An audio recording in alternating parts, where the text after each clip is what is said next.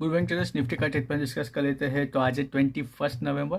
देखोगे कि एक अच्छा सा कल यहाँ एक हमारे पास previously next to last day एक अच्छा सा स्पाइक देके थोड़ा सा पुल बैक लेके क्लोज किया था। कल एक अच्छा सा गैप अप ओपन हुआ, ऑलमोस्ट उस स्विंग हाई तक पुल बैक लिया। 20 डे मूविंग एवरेज भी वहाँ थी।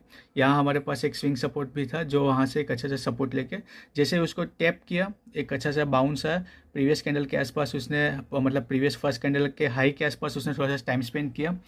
फिर उसका जैसे ब्रेकआउट किया, एक अच्छा सा बुलिश मोमेंटम हमको सेकंड हाफ में एक डायरेक्शनल मूव दिया। प्रीवियसली तो स्टार्टिंग में तो डेड साइडवेज मार्केट था, प्रीमियम बहुत बढ़ नहीं रहे थे कॉल साइड के। हालांकि कल हमारा भी बुलिश था, आज भी हमारा भी बुलिश ही है। लॉन्ग लेग डोजी बना के थोड़ा सा पुल बैक लिया है उसने। प्रीवियसली आप देखोगे यहाँ से एक हायर है, हाई लो, हायर है, हाई लो, एक हाई लो, एक हाई लो, और अभी अगेन एक हाई। यहाँ उसने ऑलमोस्ट यही मान लेते हैं लो क्रिएट करने के लिए जा रहा है। अभी कितना पुल बैक होगा, स्ट्रेच होगा, वो हमको देखना है। यहाँ हमारे पास 20 डे मूविंग एवरेज का भी सपोर्ट है, एक ऑर्डर ब्लॉक भी है, एक यहाँ फिबो का भी सपोर्ट है।